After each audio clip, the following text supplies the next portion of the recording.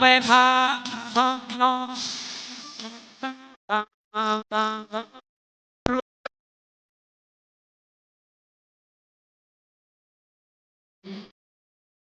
คนเป็นสีแด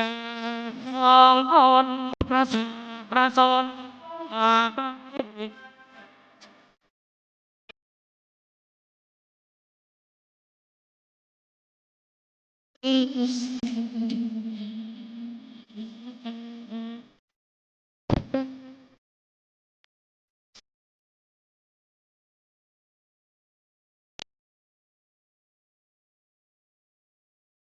แล้วให้ทุกคนโดน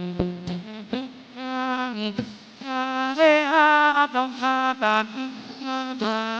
คนทุก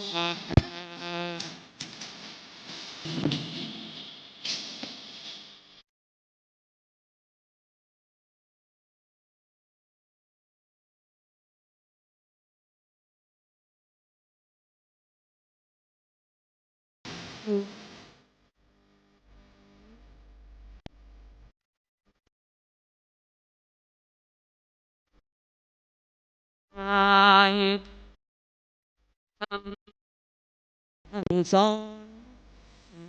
ใส่ให้พระคนทุก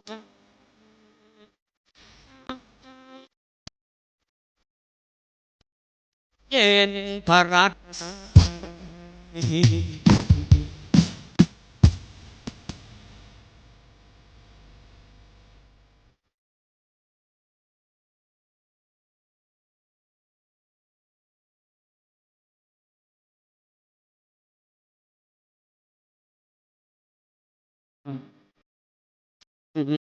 โปร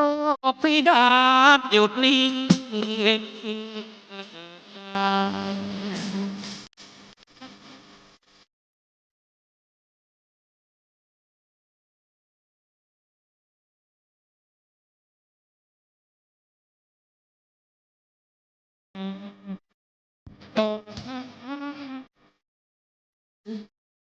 ตาบ้า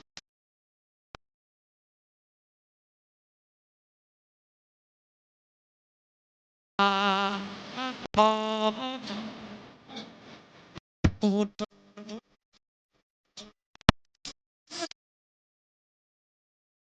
อยู่ในไม่บ้า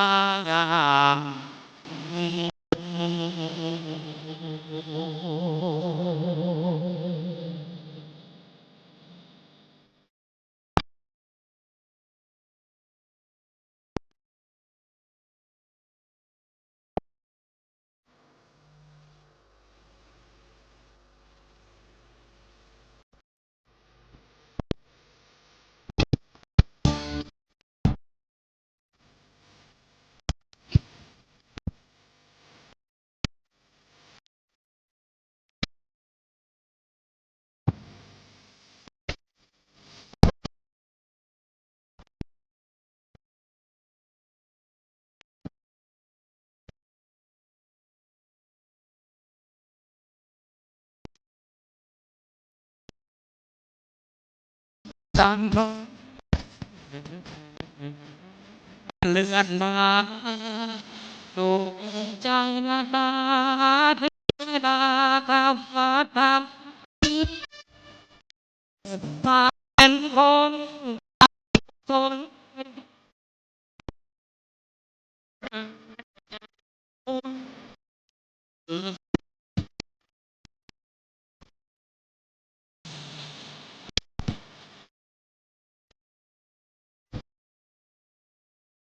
อยากลบอันไม่ตั้ง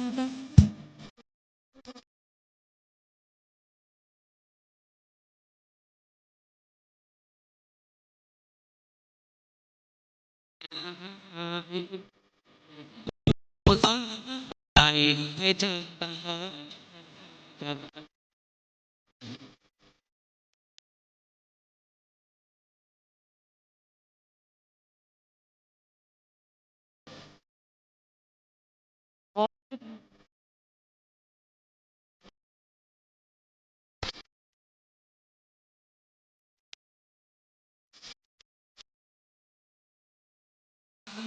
ได้ขึ้นจังตามชื่อนะ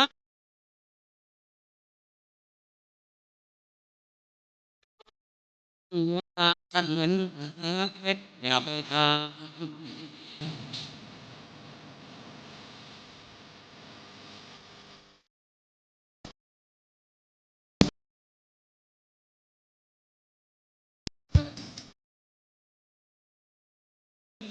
โอ้โห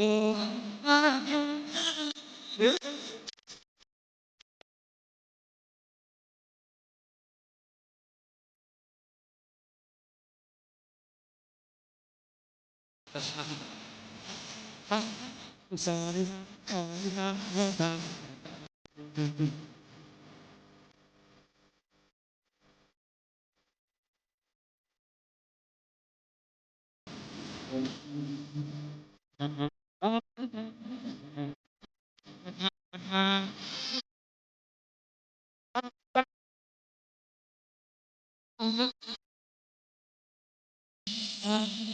ได้ขึ้นจัง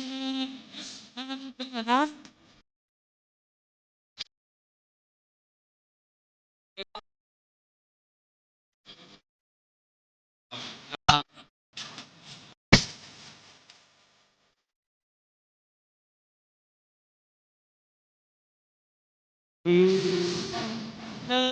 Lật sáng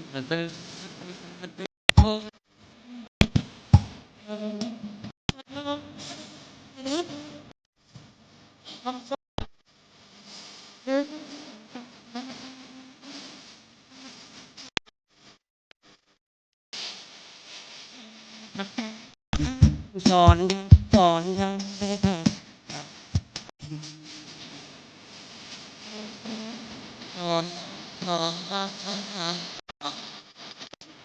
luống giòn giòn hai tam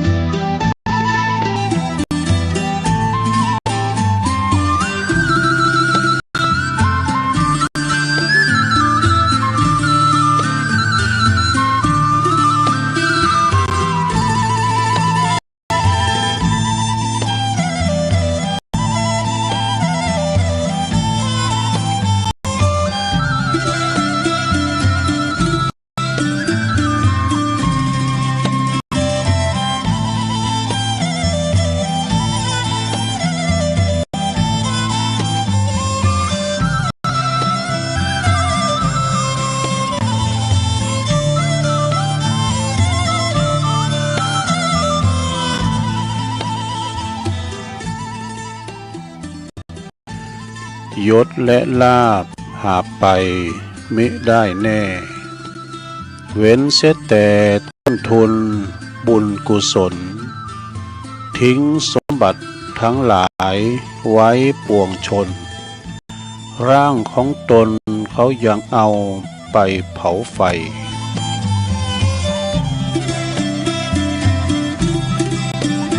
ก็ขอความนอบน้อมแด่พระรัตนตรัยอันมีพระพุทธพระธรรมพระสงฆ์เป็นสรณะที่พึ่งกราบแนบไต่ไหวสาถวายความเคารพมายังครูบาอาจารย์พระมหาเถรานุเถระตันเจ้าคณะพระสังฆาธิการพระภิกษุสามเณรเจ้าจุโต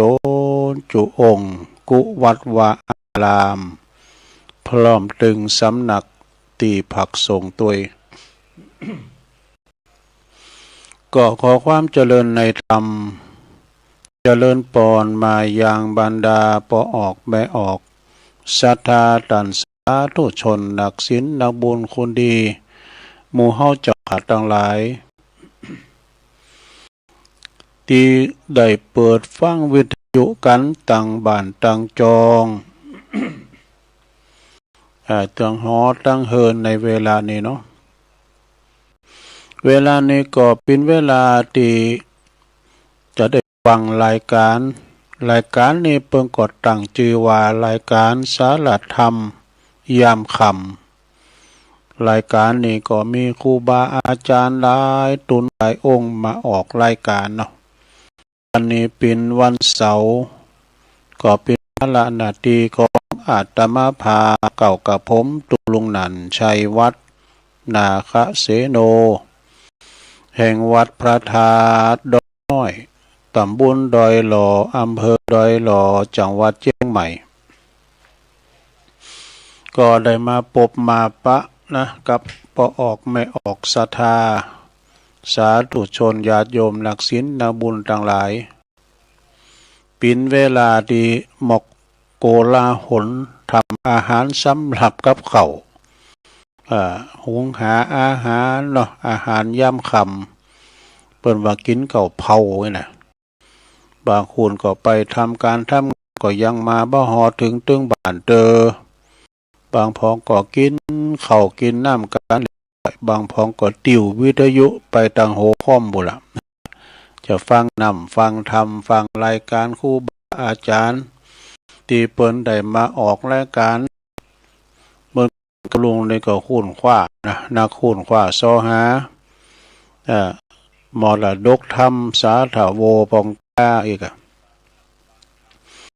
เป็นมรดกธรรมพองบรรยายธรรมพองคติธรรมมาในอินเทอร์เน็ตพองหรือว่าจะเป็นชาดกมาในธรรมพองนี่นะก็เอามานำเสนอศรัทธาญาติโยมตามที่ได้รับมอบหมายจากอาจารย์พระครูอภิวัฒนวิกรมตุลุงได้มาวันเสาร์นี่นะเนาะก็มาอุเอิญกับพี่น้องศรัทธาญาติโยมส่งกระแสเสียงไปหลายเมื่อกันนะก็ขอขอบคุณสถานีไปก่อนเนาะขอขอบคุณสถานีวิทยุแม่ขจารโมเดิร์นเรดิโอนะ FM 94.50 เมกะเฮิรตซ์โดยปน้อยสุวรรณแม่อานงพรหมมินทร์ปุณวปปเวียงเป่าปุณเด้อข้ามดอยนางเกี่ยวไปปุณแล้วนะแผ่พายกระจายเสียงไปตั้งปุ่นเนาะต่างฝั่งต่างเวียงเป่าก็ขอกราบในเมตตาบารมีธรรมหลวงปู่ท่านพระครูนิวิตศีลสังวรหลวงปู่ใหญ่เจ้าคณะอำเภอเวียงป่าเป้าเน้อโดยความเคารพหลวงปู่โตยเมตตาธรรมหลวงพระครูปฏิภาณธรรมทินหลวงปู่บาดอยเนาะวัดม่อนจอมพอนะแล้วก็หลายตุนหลายองค์แล้วก็สถานีวิทยุวัดผุยตองซักนี่ตัวที่จอมตองนี่นะห่างจากที่วัดดอยน้อยไปก็ประมาณ6 กิโล 7 กิโลนี่ก็ให้ อันนี้ก็ FM 98.75 เมกะเฮิรตซ์แผ่พายกระจายเสียงไปทางสายไต่แล้วก็ขอบคุณสถานีวิทยุ FM 104.50 เมกะเฮิรตซ์วัดฝายมินเนอร์อำเภอเมืองเชียงใหม่อันนี้เป็นคืนใหญ่แม่ขายโลงกำแล้วนะแผ่พายกระจายเสียงขามหอยคำด้อยไปแพ้ปุ่นเวงป่าปลงวินเขาบ่ได้ยินหรอแล้วก็ขอบคุณที่เพิ่นฟังทางระบบออนไลน์อินเทอร์เน็ตโดยก็ฟังกันไปศรัทธาญาติโยมต่างหลายในวาระโอกาสนะกลางษาร่วมเดือนนะเข้าพรรษามาได้สินแล้วนะตั้งแต่เข้าพรรษานี่ตุลุงกำลำจะได้มาแต่เข้าพรรษาแล้วนี่ก็ไม่ได้ไปเนี่ยนะก็จะสอนธรรมระดกธรรมมาเทศนาแห่งศรัทธาญาติโยมเกมทำไว้เหมือนกันนะจะชั่วโมงที่2กูเนาะมรดกธรรมนะมรดกธรรมสาถาโวในกันนะยาวอยู่เหมือนกันเลยเอาชั่วโมงที่2เนาะชั่วโมงแรกนี่ก็อู่กันไปศรัทธาญาติโยมทั้งหลายตายไปตั้งพี่น้องศรัทธาที่อยู่ตั้งบ้านตั้งจองช่วงนี้ก็ฟ้าฝนมันตกหนักตกหลายบางตีบางแห่งบางจังหวัดอำเภอก่อนน้ำท่วมน้ำนองเนาะไปตั้งเมืองนานอำเภอปง อำเภอปงจังหวัดน่านนี่กันเนาะอำเภอปัวอำเภอตุงจ่างอำเภอสันติสุขเนี่ยโอ้ยเป็นดีเอ็นดูหันในคลิปก็มานำนอนอะไรเอาไหนมันเต้นไหนมันมาเมื่อคำยำคืนตัวนะหมูเฮ็ดเป็ดไก่นี่ก็จะไล่น้ำไปเนี่ยแม่โง่โตไปนะโอ้ยอินดูเนาะมันมาหอมน้ำได้เปิดกับวันน้ำมันจะมาหอมนันสำเตยเฮาก็ไปบานมันไหวก็ธรรมชาติมันเอาคืนก็เขาแสดงความอินดูเสียอกเสียใจกับพี่น้องที่เปิ้นเสียเข่าเสียคองไปน้ำทุน้ำถากน้ำนองโถมเข่าโถมหน้าอันนี้มันไปธรรมชาติเมืองนอกเมืองนาสำเร็จเฮาเกินศรัทธาเนาะเมืองนอกเมืองนาเนี่ยถ้าลุ่มมันมาก้าเนี่ยตนรถจะปอดถลายไปเลยนะลุ่มมันแห้งฝนตกนักไอ้ดัดในจุ่มน้ำลอยไปมองของหลินเนี่ยทุบป่องไปจะนั่นนะบ้านเฮาเมืองเฮาเนี่ยก็มันมีตีบ่ได้ตีเปิ้นแห้งเปิ้นแดงก็ยังมีอย่างที่บุญพระธาตุด้อยน้อยเนี่ยฝนกันลังอ่อยแต่ว่าเนี่ยดูตอนบ่ายเขาปูตัวนอนได้ย่างให้ดูปูตัวนอนหลายถาดว่ะนี่ก็เป็นฝ้าฝุ่นเนาะน้ำดินหินผาก็ว่ากันไปนะวันนี้ก็มาปักกันตรงกับวันเสาร์วันนี้ก็วันเสาร์ที่22แล้วกันเนาะศรัทธาญาติโยมเป็นวันเสาร์ที่22เดือนสิงหาคมเดือนสิงหานี่ก็มี2569เลยต้องขอบคุณเจ้าของสถานีทุกท่านวันนี้ตุลุงก็กำเอา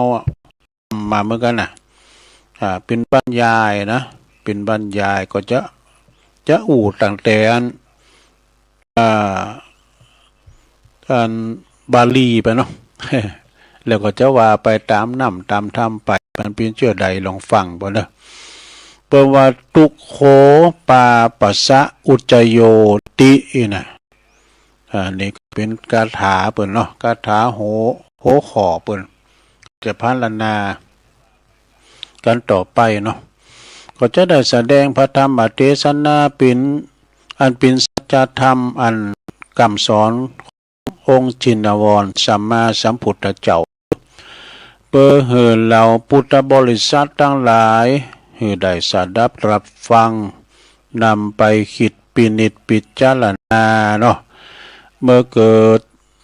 สติปัญญาแล้วหูดีหูชั่วอันยังคือบุญอันยังคือบาปเหตุได้ที่เกิดมาเป็นความสุขเหตุได้ที่เกิดมาทำเหมือนทุกข์แล้วก็จะได้ประพฤติปฏิบัติในทางที่ถูกที่ชอบต่อไปนี้ก็จะได้บรรยายถึงเรื่องบาปนี่คือสังวะเปิ้นว่านะบาปนี่ก็ได้แก่ความเล่าร้อนความบ่สบายกายความบ่สบายใจอยู่ห้อนนอนตุกโดยเนิ่นแต่นั่นก็คือสภาพที่อันลามกตกต่ำทำเหมือนจิตใจของจิตใจของเฮานั่นเองการคิดการกระทำยังเข้าข่ายในทางเสียหายวุ่นวายเดือดร้อนตึงเฮาใกล้นะเปิ้นเรียกว่าบาปนะภาษาฟังกันง่ายๆแก่ความเพราะว่าความเลวทรามไม่ดอกความเลวทรามความเศร้ามองสกปรกจิตใจของคนเฮาตามปกตินี่จะเยือกเย็นแจ่มใสลูกแจ่มใสเมื่อมีสิ่งใดมากระทบเฮาก็ดีต่อเมื่อมีสิ่งนั้นมากระทบจิตก็จะแปรปรวนชวนเซขึ้นมาทันทีนี่ถ้าสิ่งที่มากระทบเฮานั้นมันเป็นสิ่งดีๆนะเนาะแสดงออกถึงความดีงามถ้าก็เขาก็จะแสดงออกมาด้วยความดีงามเนาะสำหรับสิ่งนั้นเป็นดีนะแต่ว่าสิ่งนั้นมันชั่ว มากระทบเฮาเนี่ยก็จะแสดงออกมาในทางชั่วทางเสียเนี่ยจิตที่ทำเหือเลอเสียคุณภาพนี่แหละคือเป็นตัวบาปเนี่ยเพราะว่าไล่หิริโอตตัปปะนะความละอายไปหมดนะฉะนั้นศรัทธาญาติโยมต่างหลายเนาะบาปนั้นก็คือเป็นความชั่วผลักดันจิตใจของเฮาเหือเศร้ามองตกต่ำซ้ำลงไปเมื่อมาจิตใจของเฮาในเศร้ามองขุ่นเสียอย่างนี้แล้วนะทุกสิ่งทุกอย่างก็พลอยที่จะเสียไปหมดเนอะเดือดร้อนวุ่นวายนับตั้งแต่ตนเองแล้วก็จะลุกลามไปถึงคนอื่นไปเป็นลำดับเนาะตนเองก็บ่มีสง่าราศีบ่สดชื่นลื่นเริงบ่สมบูรณ์ขาดความสุขมีแต่ความตุกข์ขึงเครียดนี่เหี่ยวแห้งเพราะขาดอาหารที่จะมีคุณภาพหล่อเลี้ยงนะเปิ้นเปรียบเสมือนตุ่นไม้ที่ขาดการหดน้ำนี่ยอมอับเสาไปเหี่ยวแห้งไปฉะนั้นดวงจิตดวงใจที่ปล่อยปะละเลยบะเกยเขาอบรมนิสัยมีศีลธรรมนะจึงถูกความชั่วเผาผลาญเนอะลุ่มล่อนได้ง่ายขึ้นจื้อว่าบาปแล้วเนี่ยยอมบ่เหือผลในทางดีเอาให้เลยเนอะทางนี้ก็ก่อให้เกิดประโยชน์อันใดก็จะทำลงไปก็ผลชั่วเสียหายทั้งสิ้นการตีทำชั่วจึงเป็นตราบาปตีไล่กาไล่ลากาเนิ่นนาเกตนาโกยิ่งกว่าความตายปินไหนวะนะอยู่ตึกอยู่ห้องแอร์มันก็บ่ยินวะก็หาความสุขใจบ่เจอเด้อเปิ้นว่าเหมือนกับหมดอิสรภาพต่างใจปิดคุกตารางชีวิตสมดังกระทู้สุภาษิตตีใดยกไว้เป็นในเก็บประบทเบื้องต้นนั้นว่าทุกขปาปัสอุจจโยเปิ้นก็ความว่าความสั่งสมบาปนั้นนำความทุกข์มาให้ดังนี้นี่ก็เพราะว่าความตายเนี่ยนะเป็นสมบัติของทุกคนบ่มีภัยที่ป้นความตายเป็นกฎธรรมดานะเป็นกฎธรรมดาเฮานี่เป็นไปตามกฎแห่งกรรมเป็นกฎของกรรมเป็นผู้จำแนกคือเฮาบ่มีอำนาจจะเลิกได้ตามใจชอบเน้อยิ่งกว่านั้นก็บ่มีอำนาจใดหรือว่าอิทธิพลใดๆที่จะยับยั้งกฎแห่งกรรมใดนะธรรมดาในควรเฮาเกิดมาแล้วก็จะต้องตายบัดตายก็บัดแปลว่าตายบัดต้องตายก็บัดต้องขาให้โดยประมาณแต่บัดต้องมีภัยขาในมนุษย์มันถึงตายกันทุกคนนะทุกคนเนี่ยมีจิตใจสำเร็จก็หยาบจิตใจหยาบเศร้าหมองติ้มไปด้วยความ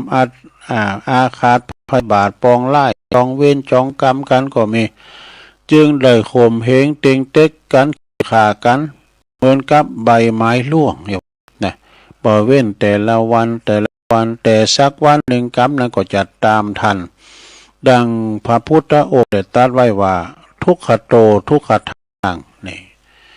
ให้ทุกแก่ท่านทุกนั้นถึงตัวบ่วันใดก็วันหนึ่งต่างก็จะเข้าต่างจะช้าหรือว่าจะเร็วเท่านั้นเองนี่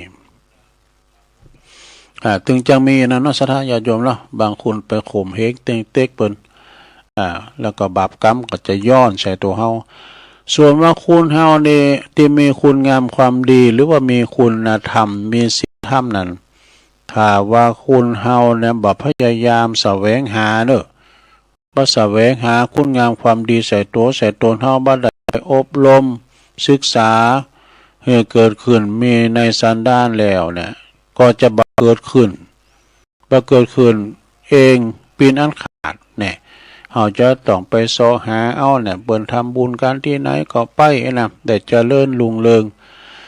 ในจิตในใจลาบลื่นได้ยากเนอะแต่ว่าเราไม่ได้ไปสอแสวงหาเป็นว่าสอหาป่าไทยยังนะครับสอเกมเขาหอไปปิ้นสะเบงไว้ในภพหน้าเกิดมาในโลกระยะสั้นเช่นนี้นะจึงบ่เป็นการสมควรเลยที่จะตายไปโดยไร้ศีลธรรมนะไล่ซึ่งศีลธรรมคุณเฮาจะต้องจังพอละคุณเฮาในจังพอละอันใดดีอันใดบ่ดีนะจะต้องบอกคุณที่บ่ไล่ศีลธรรมคุณงามความดีอันเป็นตีปึงของมวลชนทั้งในโลกนี้แล้วก็โลกหน้าด้วยแต่บาปคือความชั่วยอมทำหือผูกกระทำตายไปแล้วก็ตายไปแล้วจากคุณงามความดีย่ำเต้นตายเลยประวัติตายจากคุณงามความดีคือตายทั้งเป็นบาลีเปิ้นบอกไว้ว่าเยปมัตตายถามัตตาความประมาทเหมือนคุณคนที่ความใจความประมาทเหมือนคนที่ตายไปแล้วทั้งเป็นตัวเขามาตุนได้มาเรื่องน้ำเรื่องท่ามก็เรื่องตายก็มันนำทำคำสอนมาเอี้ยพนะก็อันความตายเนี่ยบ่ปินเวรกรรมบ่ปินเวรภัยกับภัยเนอะเพราะว่าปินไปตามกฎสังขารจริงบรรณาโกบรรณาเกตนะโกเหมือนกับความที่ทำความชั่วเหมือนความที่เราทำความชั่วเลยผลแห่งการกระทำชั่วนะบ่เกยส่งผลให้ผู้ที่กระทำเจริญผาสุขอย่างยืนถาวรเลยบาปยอมบ่มีแก่ผู้ไม่กระทำความชั่วนะเอาอยู่ดีๆเขาทำบาปเขาก็อยู่ดีๆนะเปรียบเสมือนส่วนต่างๆของร่างกายนี่ส่วนต่างๆของร่างกายเมื่อบ่มีบาดแผลแล้วยาปิดยอมบ่ซึมซาบแสบเจ็บเสบได้นะพวกเขาจะพูดในบันทึกกันว่าการลุ่มหลงมัวเมาคลุกเคล้าแต่สิ่งชั่วมัวหมองนั้นบานบาหูฐานะวัยนะบาหูฐานะวัยแล้วก็ความอยู่ของตนเป็นการสร้างอัปมงคลเสน่ห์จังไรเหิดตัวเองแล้วก็ชีวิตอย่างยิ่งเด้อเมื่อว่าสั่งสมไว้นักเขาเต่าใดสันด้านก็จะหนาขึ้นเน่นขึ้นติ๊กเตี้ยยอมเก่าเข้าไปสู่ความพินาศย่อยยับในที่สุดเนอะเหมือนก่อนเมฆนะก่อนเมฆเขาปิดบางดวงจันทร์มีแต่ความมืดมิดเข้าไปทุกขณะนี่พระบรมครูของเฮาเปิ้นตรัสไว้ว่ากรรมมุนาวัตติโลโกนี่ความว่าสัตว์โลกทั้งหลายนี่ก็ยอมปินไปตามกรรมเนอะกรรมนั้นก็ยอมมีอำนาจเหนือกฎอันอื่นใดเหนือกฎหมายแล้วก็ธรรมชาติแต่ทรงไว้ซึ่งความยุติธรรมบ่เข้าข้างไผบ่กินศีลบาทขาดศีลบุญถือลักว่าไผทำดีก็ยอมได้รับผลดีทำชั่วก็ย่อมได้รับผลชั่วหวานพืชเช่นไรย่อมได้ผลเช่นนั้น เขาจะหวานง่ามันกลายเป็นเข่าจะไปวิงวอนกับพระเจ้าองค์ไหนก็ถึงบ่ได้เนี่ยเพราะพระเจ้าตีประทานความตุกความสุขคือเฮานั้นก็คือพระเป็นเจ้าดวงจิตดวงใจของเฮานั่นเองแต่ละคนเท่านั้นนะคือใจเฮาเนี่ยจะสุขหรือว่าจะทุกข์มันก็อยู่ที่ใจเป็นนายกายเป็นบ่าวใจสั่งมาทางนั้นกายก็ทำตามที่คัดเกลาโดยธรรมะนะที่คัดเกลาโดยธรรมะนะจิตใจของเฮาน่ะก็จะพบแต่ความสุขเนอะจิตใจที่ไล่ธรรมะนั้นก็มันบ่ฮู้จักอิ่มติม มันบ่ฮู้จักติ่มใจเป็นใหญ่ใจเป็นประธานใจเป็นหัวหน้าในการทำเมื่อว่าปื้นเพของใจของจิตใจดีแล้วการกึดการกระทำก็ดีบุญกรรมวาสนาของคุณนั้นนี่ก็จะมีแต่สิ่งดีบ่คัดขวางยังบ่ได้ก็เจริญรุ่งเรืองคุณเฮานี่ถ้าหากว่าบ่มีความดีภายในเสริมเสียให้แล้วน่ะแม่ชีวิตยังอยู่ก็ดูจะไล่ขาวะเพิ่นว่ายิ่งมีตำแหน่งหน้าที่อันทรงเกียรติก็จะเกียรติโกยิ่งขึ้นนะมัจจุราชนี่แปลว่าความตายนะลงนะมัจจุราชนายเราเอาไปแน่นะพญามัจจุราชนี่ยอมจะฉุดกระชากหือคนดีเด่นหือตายได้นะแต่ข้าชื่อเสียงคุณตีตายไปแล้วนั้นบ่ได้ คุณงามความดียอมปรากฏอยู่แก่ผู้ศรัทธาประพฤติปฏิบัติตามเนอะพระพุทธองค์ตรัสไว้ถามพระอานนท์เดชะเปิ้นว่าขอธรรมที่เฮาเราพูดไปแล้วยอมบ่มีผลแก่ผู้ไม่ศึกษาเนี่ยโดยเคารพโดยบ่ปฏิบัติตามประดุจดอกไม้ที่มีสีสันงามแต่ไล่กลิ่นหอมว่ะฉะนั้นวาจาสุภาษิตยอมมีผลดีแก่ผู้กระทำตามเท่านั้นนี่เหมือนดอกไม้ที่งามทั้งสีและก็ทั้งกลิ่นมันก็จะหอมโดยฉะนั้นสมัยถึงด้านธรรมะหรือว่ามาธรรมโมเนาะถึงธรรมะธรรมโมผู้มีผู้หู้แตกฉานมากมายเนอะเอามาฟังพอในคลิปในไลน์กัมฉันเนี่ยปูนทั้งนักเรียนการเทศการนักพูดนักศึกษาฆราวาสญาติโยมบรรพชิตแม่แต่เนี่ยเปิ้นมากันเนี่ยธรรมะกัมสังการเน็ตละอ่อนตัวน้อยๆก็ยังเน็ตสดาไม่มีความสามารถนะเอามาพอละอ่อนน้อยๆเนี่ยอายุ7 ขวบมาบวชเป็นสามเณรเนี่ยปวดเป็นว่าทรงปาติโมกข์ว่ะนะต้องปาติโมกข์227ข้อของศีลตุเจ้าโตเน็ตแต่ละอ่อนคุณเนี่ยนะสอบปาติโมกข์ผ่านเลยนะอันนี้ของดีบนหือเนาะอดีตชาติจัดแล้วปังหลังเพื่ออาจจะเป็นบัณฑิตนักปราชญ์เนี่ยค่ะพอละอ่อนตัวน้อยๆเราสำเตือนนะบทโตแต่ก็นะอาจารย์พระครูอภิวัฒนวิกรมเนี่ยยามมือเข้าสถานีใหม่ๆมันก็นั่นนะเปิดจะละอ่อนมาสวดมนต์โด3 ขวบ 4 ขวบเนี่ยสวดมนต์เก่งเหรอเนี่ยเป็นว่าของดีบันไดมาเนาะทำให้เปิ้นเนี่ยมันอย่างละอ่อนที่เปิ้นโบสถ์7 ขวบเนี่ยทองปฏิโมกข์ได้ทรงปฏิโมกข์ล่ะโอ้ตัวลุงเนี่ยหู้ซักเนี่ยหู้คิงหู้นิ่งอยู่นะละอ่อนนี่มันเพราะว่าสมองมันง่ายก็ยังเนี่ยเขาเฮนตอนนี้บอกต้องปฏิโมกข์ได้แล้วเนี่ยแม่บางคนเดินไป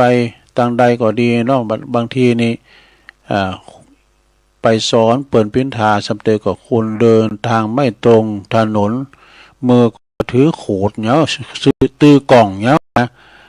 เขาก็อยากอธิบายธรรมะให้คุณฟังได้ดีเนี่ยโดบาปกับบุญแล้วมันเป็นอะไรโดแต่สังคมยังวุ่นวายโหดร้ายถูกโลภะโทสะโมหะครอบงำเนี่ยมีแต่การก่อกรรมทำความชั่วทุกระดับมีอายุ100 ปีก็ไล่คาคุณผลไม้แม่แต่ลูกหน่วยมีไหลเปิดว่าลูกไหลหน่วยนะผลไม้แม่ไหลลูกไหลหน่วยนะก็ยังใจประโยชน์ได้นะหลายอย่างชีวิต บัสลุงต่อบาปจริตบัณฑิตนักปราชญ์บ่สรรเสริญเลยในการเหตุการณ์ในชีวิตประจำวันจะใจคิดอยู่กับจิตกับใจก่อนนะถ้าอย่าโยมพูดว่าอยู่กับจิตกับใจทั้งสิ้นใจโกรธกิริยาการก็จะโกรธไปโดยมันจะออกมาทางร่างกายเนาะโรคโคตรนี่หน้าดำหน้าแดงเนาะหน้าตาจะบูดบึ้งตึงเหมือนกับหยักกับมารวะเนาะชาใจที่เรากิริยาก็จะว่าจาอ่อนหวานปิยวาจาอุโมจาหวานสดชื่นผ่องใสน่าเคารพกราบไหวดังบรรยายมาเนอะจะจบแล้วหลวงดังบรรยายมานี่ศรัทธาตันสาธุชนนักศีลบุญทั้งหลายผู้ฮักตนหวังความสุขความเจริญในภพนี้แล้วก็ภพหน้าจงยึดถือเอาศีลธรรมของสัมมาสัมพุทธเจ้ามีหิริโอตตัปปะละอายต่อบาปกรรมตีก็จะทำให้จิตใจของเขาผ่องใสเว้นเสียแต่ซึ่งเวรภัยนะเว้นเสียซึ่งเวรภัยแม้จะบั้นไลสิ้นชีวิตไปจากโลกนี้แล้วก็ตามจิตใจเขาก็บ่เศร้าหมองบ่เศร้าโศกเสียใจมีคติภพพิติไปเบื้องหน้านั่นจงจักมีนี่ตุลุงได้เทศนาแสดงธรรมมาก็พอสมควรแก่กาลเนาะใจใสเป็นบุญใจขุ่นเป็นบาปก็ขอสมมุติหยุดที่ลุงปรุงไว้เพียงเต่าอีเอวังก็เมด้วยปากาละชนีสาธุสาธุสาธุจบลุงไปศรัทธาใจใสเป็นบุญใจขุ่นเป็นบาปบุญเฮาต้องหาบาปเฮาต้องละวันโกนเฮาก็บ่ละวันพระเฮาก็บ่เว้นนะเพื่อว่าทำบุญละนิดจิตแจ่มใสเนอะเอาปอนทำเมื่อก่อนแล้วลงเลยปอนทำเสียก่อนก็เดี๋ยวจะเล่านิทานนิทานเรื่องหยังนายนี่กับนาทองคำเคยเล่าแล้วเนาะเอาปอนตัวกันเนอะสัปปิติโยวิวัจจันตุสัพพะโลโกวินาศตุมาเตวัตวันตาลาโยสุขีติคายุโกภาวะอภิวาตานาสีลิสานิพุทธาปัจจายโนจัตตาโลธรรมาวัฏติอายุวันโนสุขังปะลังเอาแล้วสัทธาฟังนำฟังทำยบไปผูกหนึ่งแล้วเดี๋ยวชั่วโมงตอน2ก็จะเตะทั้งผูกหนึ่งนะเป็นมอดโลกธรรมสาถาวรแต่ยาวหน่อยศรัทธาพองก็กินข้าวกันแล้วเนาะฟังธรรมกันไปเอาน้ำแอมไก่โกแก้นแต่พองก็ไปเยการทำงานก็ยังมาเตอก่อนพิจารณาต่อไปตุลุงจะเล่านิทานเรื่องนายธนีกับทองคำเนี่ยเคยว่าแล้วนะลองฟังก่อนเด้อบางทีนี่ก็เป็นที่ว่าเก็บงำเข่าคอปฏิไว้เพื่อว่ามันได้กินได้ตามได้ใจจ่ายหือลูกหือผมหือนี่นะได้มีเข่ามีของมีเงินมีทองก็ปิ้นก่อนอิดก่อนกูไปมันปิ้นจะได้อย่างเมื่อกับนายตัวนี้นะสัทธานายอันนี้เป็นคุณลำคุณโลนะเรื่องของนายตานีนี่แปลว่าขีจิเนอะสัทธาในธรรมแปลว่าท่านีเขานำกินต้านสมาเดิมขีมโยมเช่นอย่างนะมาจ่วยเหลือสังคมใดๆทั้งสิ้นก็เป็นนายตานีกับทองคำดูเปิ้นมีทองคำกำเกี่ยวมันจิปึงมันรวยกะก็มีเรื่องมีมาว่าในเมืองใหญ่แห่งหนึ่งเนอะยังมีปัจจัยคนหนึ่งเนอะที่ลำโลยปิ้นมหาเศรษฐีว่าดูโอ้เศรษฐีนี่ยังพอนะปิ้นมหาเศรษฐีซ้ำนะพี่มหาเศรษฐีซ้ำใหญ่กันเนาะก็มีนิสัยนะธนีทีเนวจ จนปีนตีลำลือเลืองลือไปโทบานในตำบุญนั้นนะเมื่อทำการทำงานได้เงินได้ทองมาแล้วเต่าใดก็บ่ยอมใจบ่ยอมจ่ายเพื่อหาความสุขใส่โต๊ะเก่าจะกินจะจ่ายก็เล็กๆน้อยๆเนาะอยากกินลาบแต่เนก่อมซื้อนี่นะเปิ้นว่าจ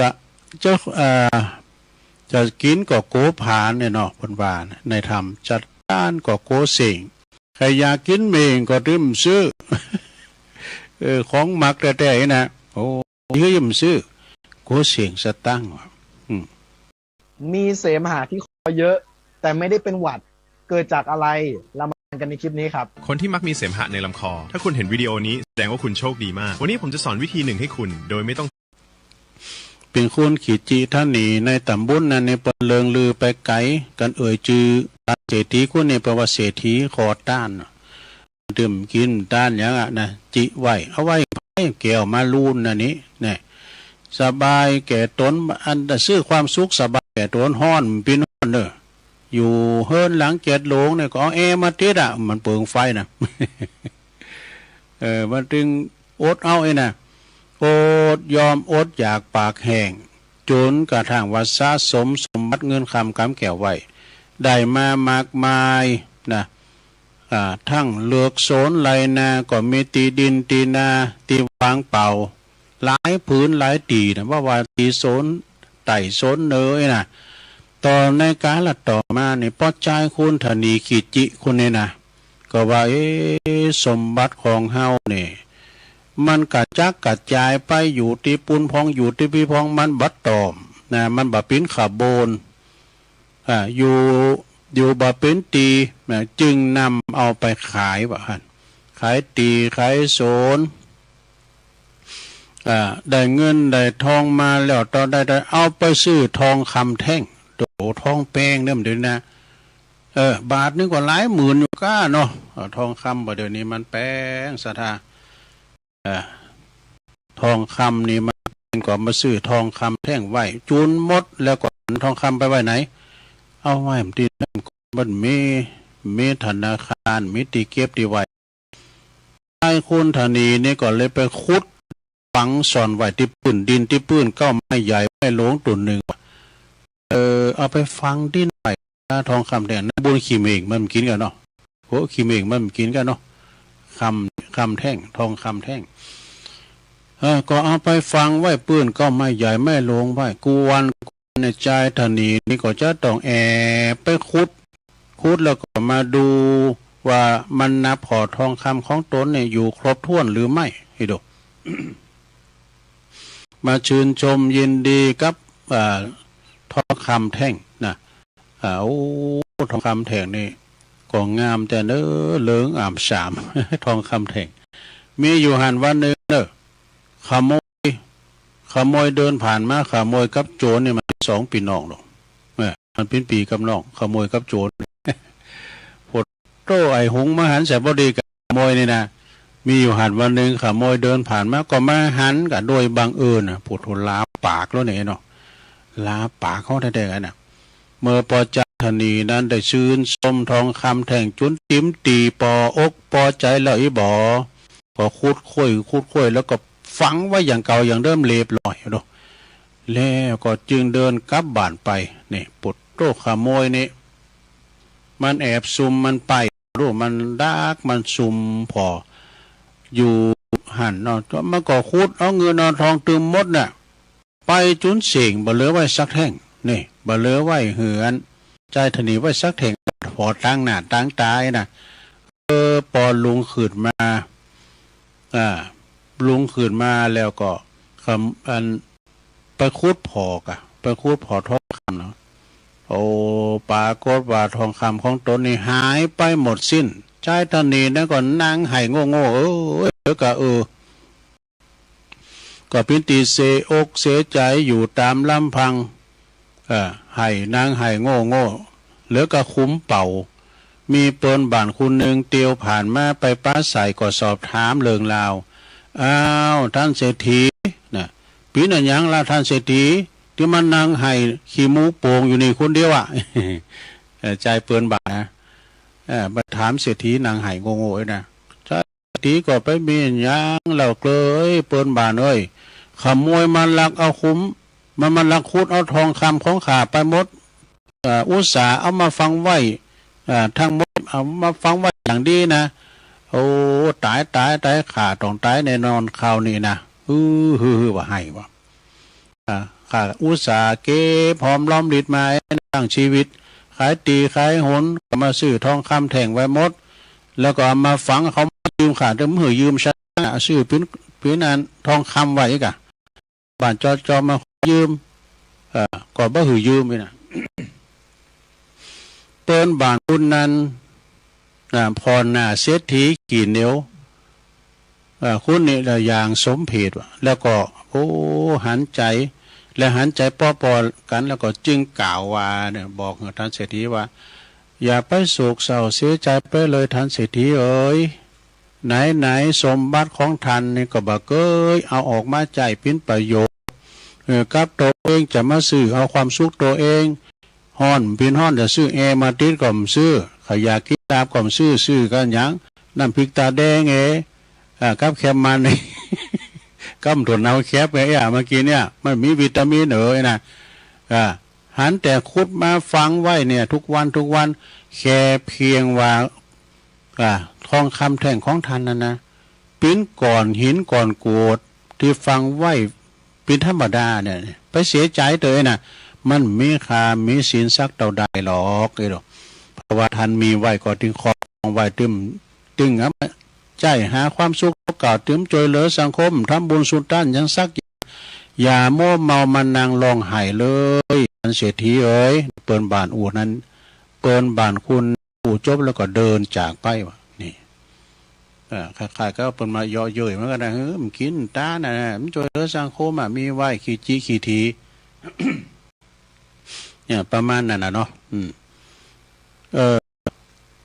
ดูนี่สิเพียงแค่ทาไม่กี่วันหูดและตาปลาที่กัดยากก็จะหลุดออกโดยไม่เจ็บปวดมีเงินทองแล้วก็ใช้จ่ายนะแล้วก็เรื่องนี้เปิ้นก็สอนนะเปิ้นก็มีข้อคิดเนี่ยเปิ้นสอนเนี่ยหัวสติปัญญาความรู้หรือสมบัติเงินทองนั้นถ้าเฮาเอามันจ่ายให้เกิดประโยชน์เกิดดอกออกผลมาก็จะมีกาบัดต่างกับก็จะมีกามีศีลแต่ว่าเฮามาจ่ายเนี่ยก็บัดต่างกับก่อนหินก่อนโกดหรือว่าพื้นฝุ่นไปในอากาศนี่หรือแม้กระทั่งว่าความฝันของถูกคนถ้าภัยถ้าเฮาบ่ได้ลงมือทำบรรลุถึงความฝันนั้นนี่เดี๋ยวกันบรรลุถึงความฝันนั้นแต่คุดแล้วคุดฝังนะคุดมัวแต่คุดแล้วก็ฝังมัวแต่ฝันแล้วก็ยุดนี่นะบัดจ้าบัดนานความฝันเหล่านั้นก็จะปิ้ววันคละคลุ้งไปกับสายลุมเนี่ยคำฝันเนี่ยเตะบ่แป้คือหมุนนะกันเนาะไล่ประโยชน์ไล่กาคาใดๆทั้งสิ้นแล้วก็คงต้องมานั่งเสียใจเหมือนกับท่านเศรษฐีนี่แหละจบลงไปซะได้จบลงไปที่ทานมื้อละมันก็มีใน YouTube บางทีก็โฆษณาที่ตื่นได้แต่ผมนี่เอามาออกไว้ผมก็จะลุงผมได้เอามาใส่จบลงไปศรัทธาญาติโยมทั้งหลายนิทานพอคิดเหมือนกันนะศรัทธาเนาะนายจับทองคำก็เลยว่าสายคุณถูกฟังเก่าก็เลยนี่ทั้งเลยคำบักเก่าก็เนี่ยหลวงฟังไว้แล้วหลวงบักเก่าก็เน็ตเหมือนกันนะของพ่อครูอำนวยกลัมพัฒน์ ไฮโลและพายบาเกียวผีตายจับจังคับงัวควายจังคบงัวควายกินซ้ำยำเสงดูแต่กันเนาะแอปหมากตุ่มปูตะลุงใบเก็บเอาไปจำน เปิดไว้นี่การว่าเมินหนาบามีสังใจก็ปุดขาดจากมือนะดูอันของบะเก่าโลดเลยนะปิ้นตุ่มปูนกาปิ้นยางกาเอาไปจำนองจำนำเอาไว้พอยังเอาอย่าไปแก่มือให้เอาขดายสตั้งไปแก่มือนะกะเปิ้นก็ว่าไพ่ไฮโลล้วนปิ้นที่ว่าอบายามุกนะปิ้นทางในเสือเนาะเปิ้นลินใดก็มีนะตีลินเสก็มีก็ลินเสก็ยามวานนี้ก็นะครบโง่ครบควายอ่ะ โง่ควายมีก็ขายไปน่ะซับเตอขายก็ตีเพี้ยหุนปุ่นเนี่ยเอามาแก่มืออ่ะทำเหือไรนาเป็นว่าทำเหือไรนาทรัพย์สินโลมทั้งตัวโง่ตัวควายเนี่ยหมดไปกับการหลินการผันนันก้าอ่ะนะแม่หรือว่าแม่แต่สมบัติเล็กๆขันเงินเนี่ยนะขันเงินขันหมากแล้วของโบราณตุ่มปูนเนี่ยนะก็แอบเอาไปจำน้องจำน้ำเปิดจมาหลินการพนันต่ออ่ะนะขั้นเงินศูนย์เงินหมดไปก็เสไปการพนันหมดเลยนี่เปิดก็ปุดตินปูอ่ะหมายความว่าของเก่าโบราณก็เอาไปจำนำก็ปุดเปิ้นเอาบ่มีเพราะว่าก็บ่มีปัญญาที่จะไปไถ่ถอนเอาทรัพย์สมบัตินั้นกลับขึ้นมาได้นะจำต้องปล่อยให้ลุดปล่อยให้ลุดมือของเฮาไป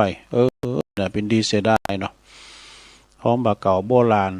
นะตุ่มปูนเล็กๆน้อยๆตุลุงยายใหญ่ดูตุ่มปูนพี่ไดแม่เปิ้นเอาปูนใส่ดูเปิ้นเฮ็ดตุลุงนั้นไปกวาดเอาปูนไม้แม่แล้วปูนมาอยู่ในหม้อกวาดมาใส่นี่แหละเพื่อจะมีอันไม้น้อยๆเอามากวาดมาใส่ปูแล้วก็มอบแม่มันก็อุ้มเลยอันหมากเนี่ยมันเก่งไงก็ฮะเนาะมันเข้าหลายอย่างนี้ยาคืนก็แม่นนะยาคืนก็เอาอุ้มด้วยว่ะแล้วก็สีเศษดูหมากดูปูดูปูนดูมันหลายหนังหาดด้วย หนังหาดก็มีรู้ป่ะมีสปาโดแต่ประเดี๋ยวนี้เขามาพอแล้วเขากินปูกินอันนี้นะกินปูก็อย่างเพื่อเกี่ยวหมากมันก็นะแต่ว่ามันจะมีเครื่องมันหนักกับปากแดงผลึกเข้าไปตามเมษายนะปีน้องเมียนมาเนี่ยทนหนุ่มตัวน้อยเนี่ยเป็นเกี่ยวหมากว่านะหอมหนูไต่หอมในเตี้ยวเนี่ยก็เป็นก้าโบราณนะปอคูอำนวยกับลำพัดเขียนว่าห้อมหนูไต่ห้อมในเตียวในนี่มันก็ตระกูลกะหลอกเนี่ยกันนะเนาะแมงจอนก้าแมงไหนก้าอีไหนนี่นะกะหลอกก้ามสังกัดเนี่ยนะตระกูลเดียวกันนะตระกูลหนูเหมือนกันเนี่ยหอมมันพออย่างหนูหรอกหอมหนูก็หนูไต่หอมไหนก็ไหนเตียวมาความว่าใจต่างไผ่ต่างมันวะนี่อาชีพไผ่อาชีพมันเนี่ยเนาะพ้องก็ไปกะไปขายพ้องก็ไปหับจ้างอ่างบายกันหมายถึงการประกอบสมาอาชีพที่คุณทำมีความสามารถสันทัดในด่านนั้นๆนะบอกกวนตีจะมาก้าวกายหรือว่าเปลี่ยนการทำงานในทางตีตุนบัถนัดที่ตนบัถนัดนะนั่นเองนะครับเนาะก็เอามาหันไอ้เลื่นก็เนาะไอ้เลื่นที่เปิ้นเอาใส่ล่อโพงหลากไปมันมีตึงยูตึงสาลากมีตึงปากตึงหมอตึงหายอย่างหลายอย่างปิ๊บบลุมปุ่มปุ้ยเอาไปตัวเอาล่อโพงไปนี้นะการงานมีหันมีนี่ก็เอาวีไปโดยมีแผวอันคืออันเปิ้นได้ว่ากินตั้งหลังว่าห้อมหนูไตห้อมในเตี้ยวด้วยเลื่อนว่านะ กดเตะกันเนาะอาชีพของคุณเฮานี่มันเหมือนกันโลสดายาโยมเนาะเนี่ยเปิดว่าพ้องก่ออาชีพไปตั้งขายมันจะเหมือนกันโลสดา แล้วก็ไปคุณหลายอย่างไปแล้วก็หอมไผ่หอมมันหอมเตียวของห่อของไผ่ของมันไปมีนี่น้ำหน่อยนี่อันนี้แปลว่าเฮ้ยน่ะหันจ้างขี่จะไปขี่ตัวจ้างอันนี้ก็กำบักเก่าเหมือนกันก็ถ้าอธิบายก็มึนเหมือนกันนะพอครูอำนวยกับลำพัดนี่หันจ้างขี่ก็จะไปขี่ตัวจ้างก็คือหมายความว่าหันเขาทำอันยังก็อย่าไปพยายามเลนเขาน่ะไปเห็นเปิ่นเพราะว่าฐานะของเฮานี่มันอาจจะสู่เขาบ่ได้เป็นคำเตือนของคนที่สอบทำตัวเกินฐานะเนี่ยทำตัวเกินใหญ่เกินฐานะอย่างน่ะคนเยอะๆได้ก็เปิ้นมีทุนนี่มีทุนนี่อย่างน่ะมันเป็นไปอย่างนั้นหรอกสถาอันนี้ก็ฝากฟังไว้เอาละตอนนี้ไปตุลุงเจ้าหยอบอย่างให้กันเพราะว่าตุลุงก็จะรอกันเดียวก็ตั้งสถานี